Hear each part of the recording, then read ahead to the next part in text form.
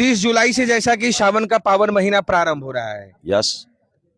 सुल्तानगंज के इस नमामि गंगे घाट पर या बगल में अजगैबीनाथ बाबा का जो है सानिध्य है, उनका मंदिर है, इन दोनों जगहों पर विशाल जनसैलाब उमड़ता है कांवड़ यात्रा के लिए। लेकिन मैं पूछना चाहूंगा कि कांवड़ यात्रा का नियम क्या है। सबसे पहले अगर हम घर से चले तो किन किन बातों को ध्यान में रखना चाहिए? पहला देखिए, आप लोग जब घर से निकलते हैं हाँ, तो कृपया अपना मन को शुद्ध करें। ठीक है, विचार भावना एक प्रति दूसरे के प्रति प्रेम की भावना रखें, ठीक है। पहला। दूसरा, आप जब गंगे किनारे पाते हैं, स्नान करते हैं, जल भरते हैं, जल भरने के संकल्प कराने के बाद आप कामर अगर उठाते हैं तो पहला कामर दाहिने कान्हे पे उठेगा। अच्छा।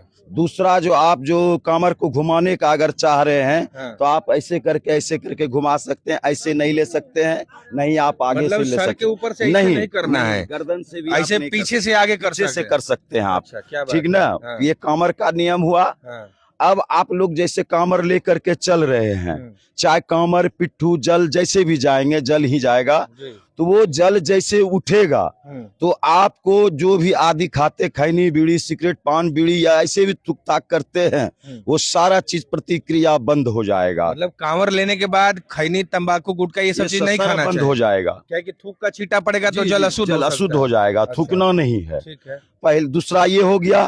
तीसरा नंबर ये है कि आपको अगर लघु शंका या लेटरिन आते हैं तो लघु शंका में आप सिर्फ पवित्र जल से अपना आचमन करके शुद्ध हो जाएंगे।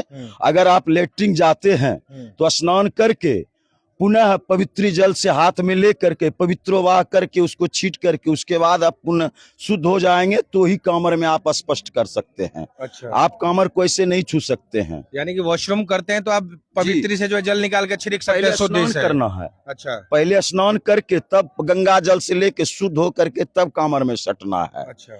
5 बार कान पकड़ के थपड़ी पाड़ के तब अलग जगह के उठा। ये उठने बैठने वाला भी प्रक्रिया है? हाँ, ये भी रहेगा, शुरू तक रहेगा। ये क्या है? माफी उफी मांगते हैं? क्षमा होता है। अच्छा। जैसे हमसे कोई गलती हो गया, अनजाने में कोई मिस्टेक हो गया तो उसके लिए बाबा आप हमें क्षमा करें, आपके शरण में हम आए हैं, आप मुझे उद्धार करें और अपनी मनोकामना जो लेके चले हैं बाबा के दरबार में वो पूर्ण किया जाए बाबा।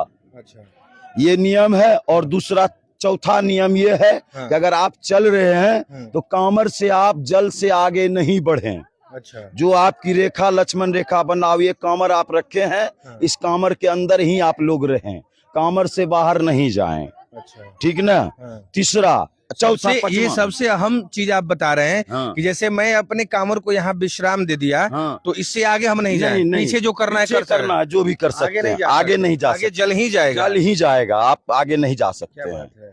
और उसके बाद अगर आपको कोई भैरव बाबा यानी डॉग बम अगर कहीं मिल रहा है तो आप उससे आप दूरी बना के रखें।